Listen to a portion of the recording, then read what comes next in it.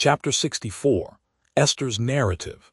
Soon after I had that conversation with my guardian, he put a sealed paper in my hand one morning and said, "This is for next month, my dear."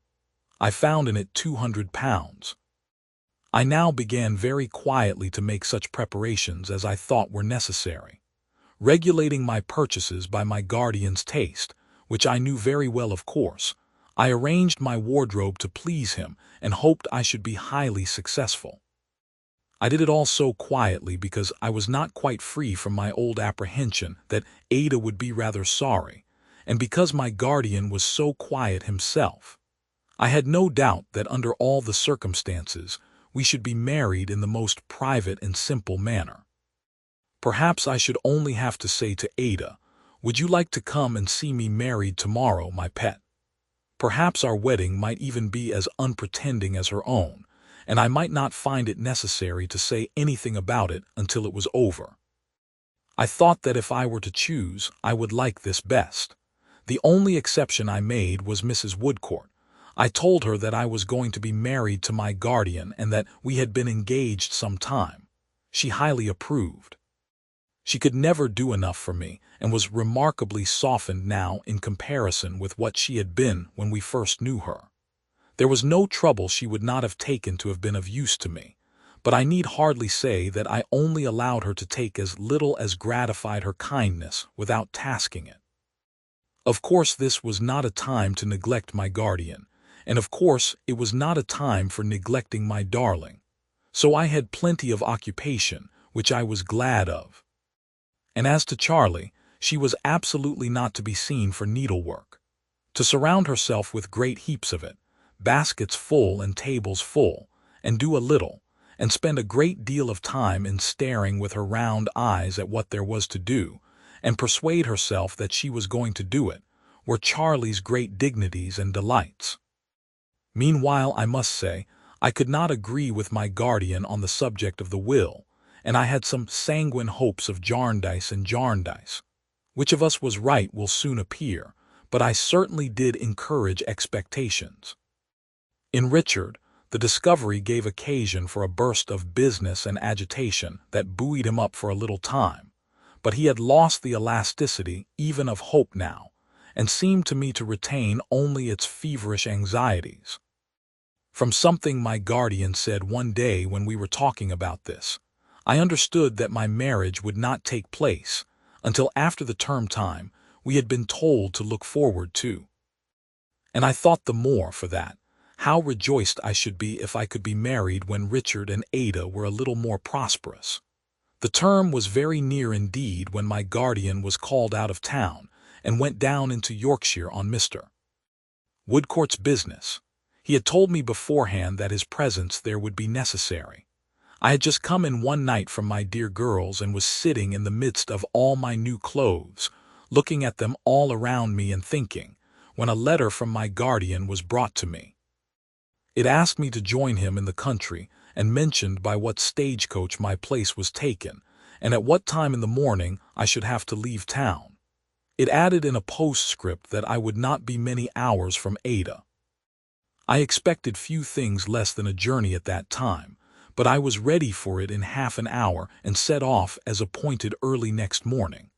I traveled all day, wondering all day what I could be wanted for at such a distance. Now I thought it might be for this purpose, and now I thought it might be for that purpose, but I was never near the truth. It was night when I came to my journey's end and found my guardian waiting for me. This was a great relief, for towards evening I had begun to fear, the more so as his letter was a very short one, that he might be ill. However, there he was, as well as it was possible to be. And when I saw his genial face again at its brightest and best, I said to myself, he has been doing some other great kindness.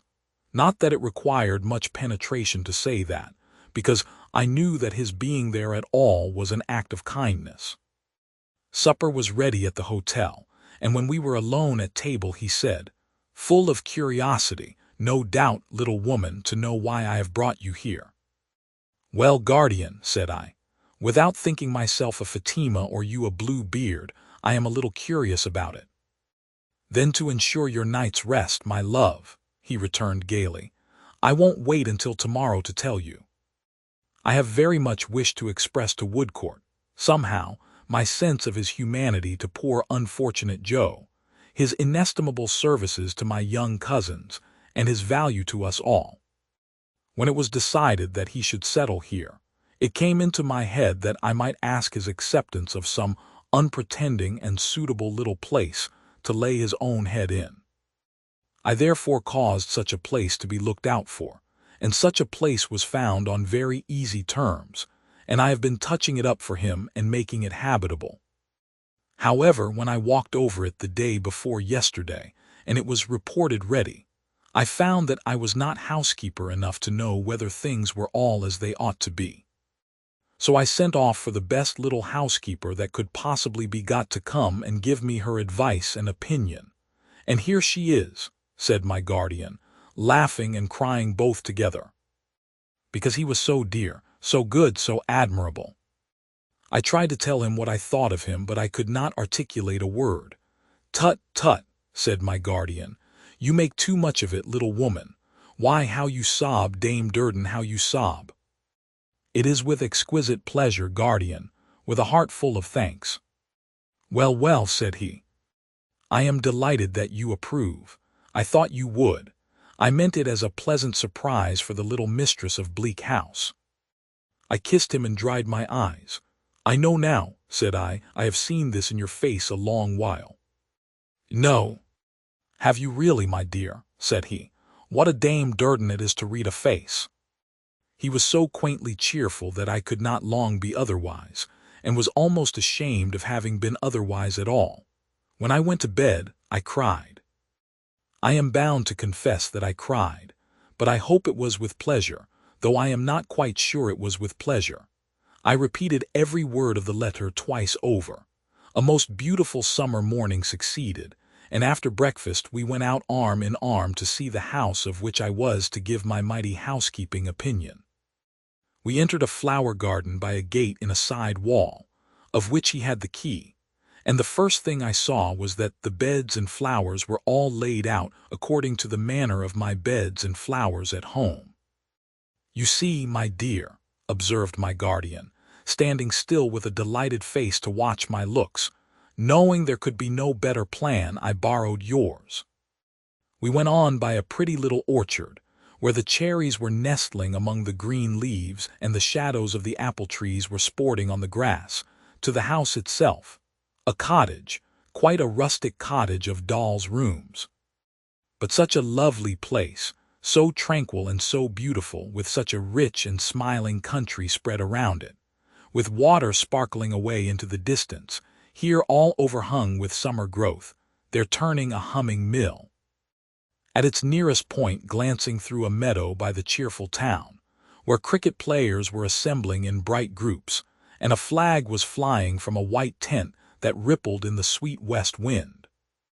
And still, as we went through the pretty rooms, out at the little rustic veranda doors, and underneath the tiny wooden colonnades garlanded with woodbine, jasmine, and honeysuckle, I saw in the papering on the walls, in the colors of the furniture, in the arrangement of all the pretty objects, my little tastes and fancies, my little methods and inventions which they used to laugh at while they praised them, my odd ways everywhere. I could not say enough in admiration of what was all so beautiful, but one secret doubt arose in my mind when I saw this. I thought, oh, would he be the happier for it? Would it not have been better for his peace that I should not have been so brought before him? Because although I was not what he thought me, still, he loved me very dearly, and it might remind him mournfully of what he believed he had lost. I did not wish him to forget me. Perhaps he might not have done so without these aids to his memory, but my way was easier than his, and I could have reconciled myself even to that so that he had been the happier for it. "And now, little woman," said my guardian, whom I had never seen so proud and joyful as in showing me these things and watching my appreciation of them, "now, last of all, for the name of this house. What is it called, dear guardian?" "My child," said he, "come and see." He took me to the porch, which he had hitherto avoided, and said, pausing before we went out, "My dear child, don't you guess the name?" "No," said I. We went out of the porch, and he showed me written over it, Bleak House. He led me to a seat among the leaves close by, and sitting down beside me and taking my hand in his, spoke to me thus: "My darling girl, in what there has been between us, I have, I hope, been really solicitous for your happiness. When I wrote you the letter to which you brought the answer," smiling as he referred to it, "I had my own too much in view, but I had yours too. Whether, under different circumstances, I might ever have renewed the old dream I sometimes dreamed when you were very young, of making you my wife one day, I need not ask myself. I did renew it, and I wrote my letter, and you brought your answer. You are following what I say, my child." I was cold, and I trembled violently, but not a word he uttered was lost. As I sat looking fixedly at him, and the sun's rays descended, softly shining through the leaves upon his bare head, I felt as if the brightness on him must be like the brightness of the angels. "Hear me, my love, but do not speak." It is for me to speak now. When it was that I began to doubt whether what I had done would really make you happy is no matter. Woodcourt came home, and I soon had no doubt at all. I clasped him round the neck, and hung my head upon his breast, and wept. "Lie lightly, confidently here, my child," said he, pressing me gently to him. "I am your guardian and your father now. Rest confidently here." Soothingly, like the gentle rustling of the leaves, and genially, like the ripening weather, and radiantly and beneficently, like the sunshine, he went on. "Understand me, my dear girl. I had no doubt of your being contented and happy with me, being so dutiful and so devoted, but I saw with whom you would be happier. That I penetrated his secret when Dame Durden was blind to it is no wonder, for I knew the good that could never change in her better far than she did. Well, I have long been in Alan Woodcourt's confidence, although he was not, until yesterday, a few hours before you came here, in mine. But I would not have my Esther's bright example lost. I would not have a jot of my dear girl's virtues unobserved and unhonored. I would not have her admitted on sufferance into the line of Morgan ap Carrig. No, not for the weight in gold of all the mountains in Wales." He stopped to kiss me on the forehead, and I sobbed and wept afresh. For I felt as if I could not bear the painful delight of his praise. "Hush, little woman, don't cry, this is to be a day of joy. I have looked forward to it," he said exultingly, "for months on months. A few words more, Dame Trot, and I have said my say.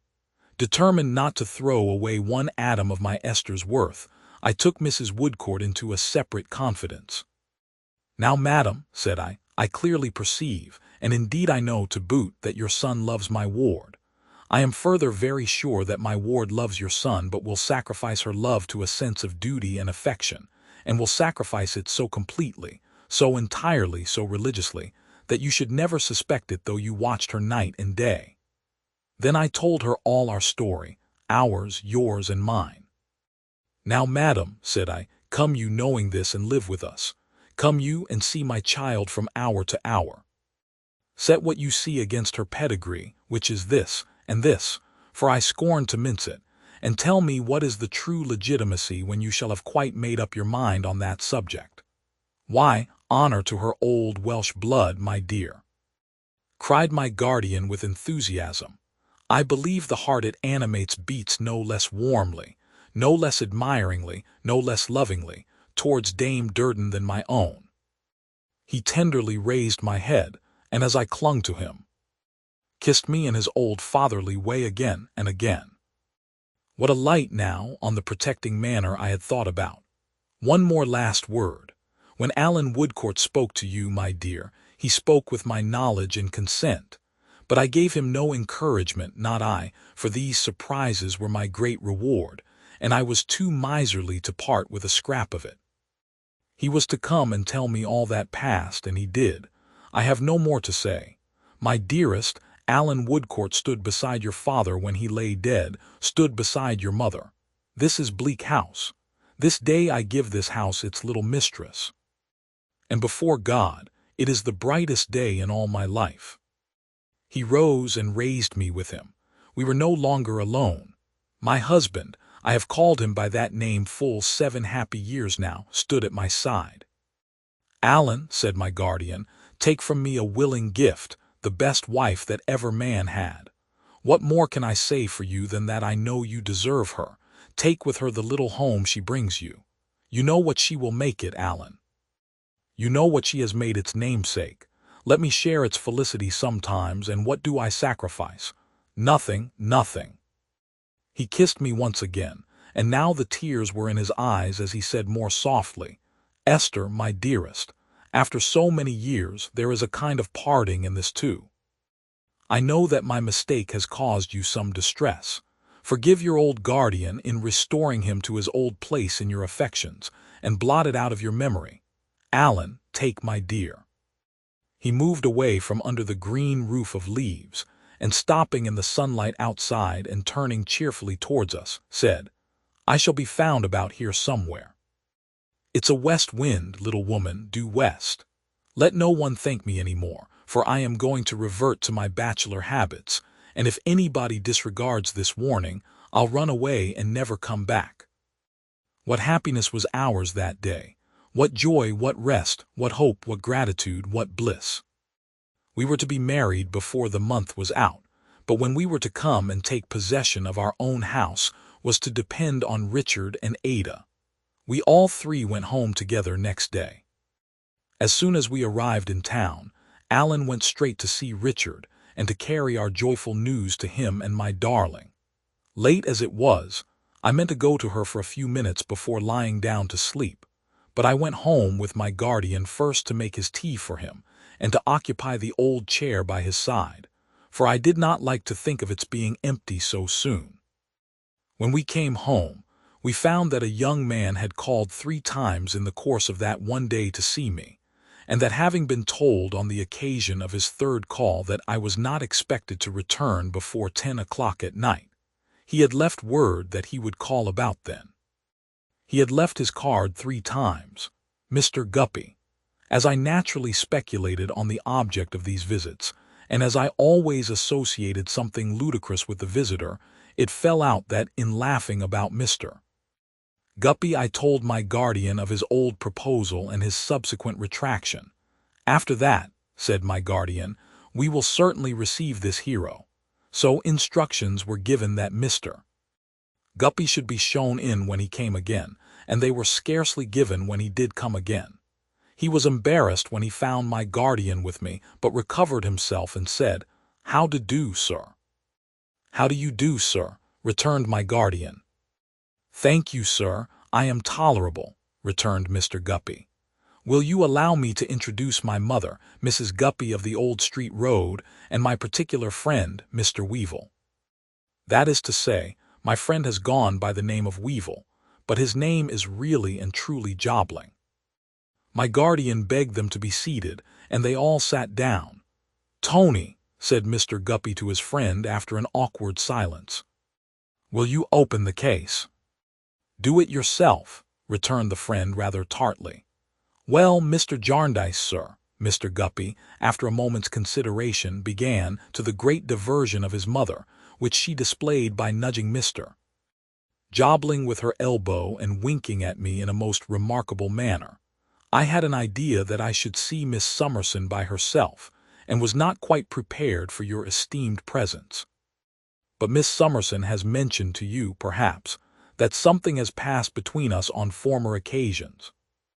"Miss Summerson," returned my guardian, smiling, "has made a communication to that effect to me." "That," said Mr. Guppy, "makes matters easier. Sir, I have come out of my articles at Kenge and Carboy's, and I believe with satisfaction to all parties.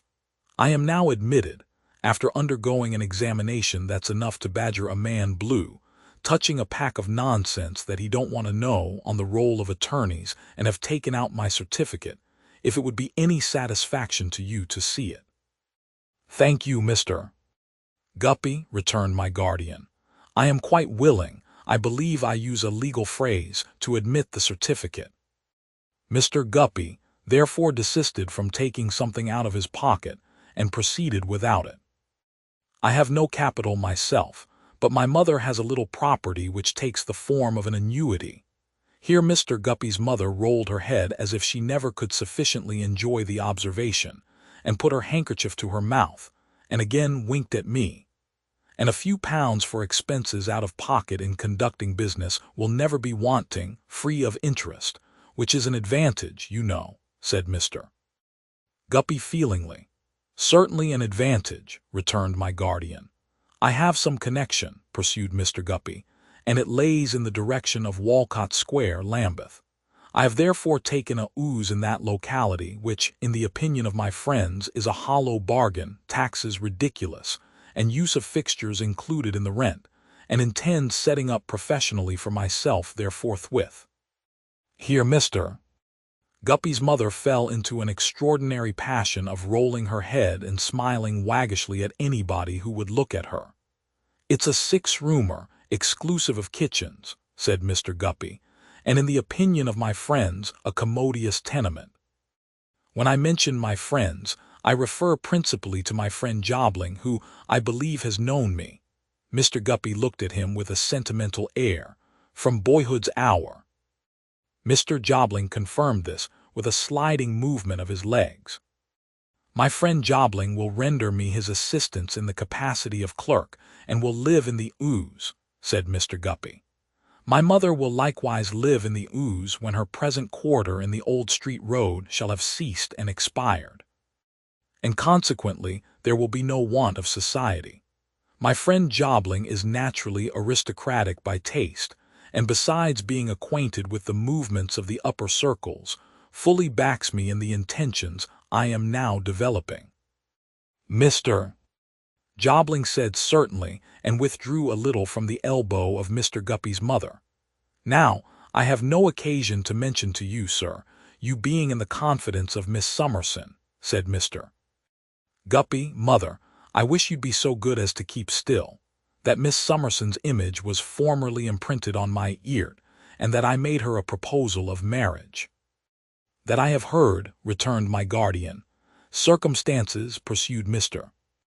Guppy, over which I had no control, but quite the contrary, weakened the impression of that image for a time, at which time Miss Summerson's conduct was highly genteel. I may even add magnanimous. My guardian patted me on the shoulder and seemed much amused. Now, sir, said Mr. Guppy, I have got into that state of mind myself that I wish for a reciprocity of magnanimous behavior. I wish to prove to Miss Summerson that I can rise to a height of which perhaps she hardly thought me capable.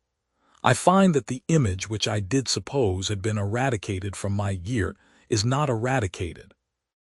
Its influence over me is still tremendous, and yielding to it, I am willing to overlook the circumstances over which none of us have had any control, and to renew those proposals to Miss Summerson which I had the honor to make at a former period. I beg to lay the ooze in Walcott Square, the business, and myself before Miss Summerson for her acceptance. Very magnanimous indeed, sir, observed my guardian. Well, sir, replied Mr. Guppy with candor, my wish is to be magnanimous. I do not consider that in making this offer to Miss Summerson I am, by any means, throwing myself away. Neither is that the opinion of my friends. Still, there are circumstances which I submit may be taken into account as a set-off against any little drawbacks of mine, and so a fair and equitable balance arrived at. I take upon myself, sir, said my guardian, laughing as he rang the bell, to reply to your proposals on behalf of Miss Summerson. She is very sensible of your handsome intentions, and wishes you good evening, and wishes you well. Oh, said Mr. Guppy with a blank look, is that tantamount, sir, to acceptance or rejection or consideration? To decided rejection, if you please, returned my guardian. Mr. Guppy looked incredulously at his friend and at his mother, who suddenly turned very angry and at the floor and at the ceiling. Indeed, said he. Then, Jobling, if you was the friend you represent yourself, I should think you might hand my mother out of the gangway instead of allowing her to remain where she ain't wanted." But Mrs. Guppy positively refused to come out of the gangway. She wouldn't hear of it. "Why, get along with you," said she to my guardian. "What do you mean? Ain't my son good enough for you? You ought to be ashamed of yourself. Get out with you." "My good lady," returned my guardian, "it is hardly reasonable to ask me to get out of my own room." "I don't care for that," said Mrs. Guppy. "Get out with you. If we ain't good enough for you, go and procure somebody that is good enough. Go along and find 'em." I was quite unprepared for the rapid manner in which Mrs. Guppy's power of jocularity merged into a power of taking the profoundest offense. "Go along and find somebody that's good enough for you," repeated Mrs. Guppy. "Get out." Nothing seemed to astonish Mr. Guppy's mother so much and to make her so very indignant as our not getting out. "Why don't you get out?" said Mrs. Guppy. "What are you stopping here for?"